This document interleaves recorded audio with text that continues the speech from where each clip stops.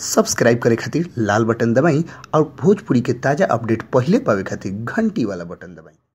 छपरा जिला भोजपुरी पर हुआ लोग के बहुत बहुत स्वागत है। जी हाँ, बहुत बड़ खबर हुआ लोग के बीच अभी हम बतावे जा रहा बानी। एगो बहुत बड़ा न्यूज आई बटे अभी तक के रुआ लोग के बता दी कि भोजपुरी के सुपरस्टार खेसारी लाल यादव और भोजपुरी के jubilee mega star Dinesh Lal Yadav Nirahua, जी हाँ, दिनेश लाल यादव निरहुआ के अब की 2017 में सिक्का बहुत जबरदस्त बढ़ चढ़ के बोले बा। काहे कि 3 दिन में ही इतना बम्पर रिकॉर्ड टूट गई बटे फिल्म निरहुआ हिंदुस्तानी 2 के माध्यम से। काहे कि पब्लिक एकरा के बहुत ही अपार समर्थन दे रहल बा। काहे कि भोजपुरी इंडस्ट्रीज में ऐसा कहानी वाला फिल्म बनल बहुत मुश्किल के बाद बाटे। बॉलीवुड के चैलेंज करे वाला फिल्म निरहुआ हिंदुस्तानी 2 बनल बाटे।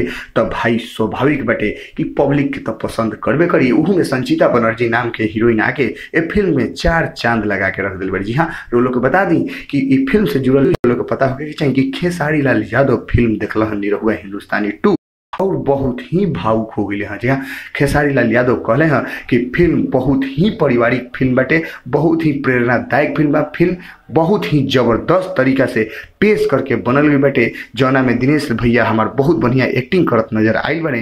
ये फिल्म में बहुत लोग, हर लोग बढ़िया एक्टिंग करत नजर आयल बा। ये फिल्म में रुआ लोग जानते नहीं कि संचिता बनर्जी के साथ अमरपाली दुबे, लेडीज कलाकार में किरण यादव, रुआ लोग के बीच में संजय पांडे और भी बहुत सारा प्रकाश जैस, ऐसे तमाम कलाकार लोग भी ये फिल्म में काम कैले बैठे। तो फिल्म काहे ना बढ़िया हुई। खेसारी लाल यादव मुक्त कंठ से प्रशंसा करे बने दिनेश लाल यादव के फिल्म निरहुआ हिंदुस्तानी 2 के। कहले बने कि फिल्म बहुत ही प्रेरणादायी और बहुत ही भावुक कहानी वाला और बहुत ही जबरदस्त कहानी वाला बनल ये फिल्म बाटे, जौना के बहुत बढ़िया से प्रशंसा खेसारी लाल यादव कैले हैं। जी हाँ, भोजपुरी के ताजा तरीन खबर हुए के बीच हमने कैसे ही लिया सन। बस लाल बटन दबा के सब्सक्राइब करिए और भोजपुरी के सबसे तेज अपडेट पावे खातिर घंटी वाला बटन दबाओ।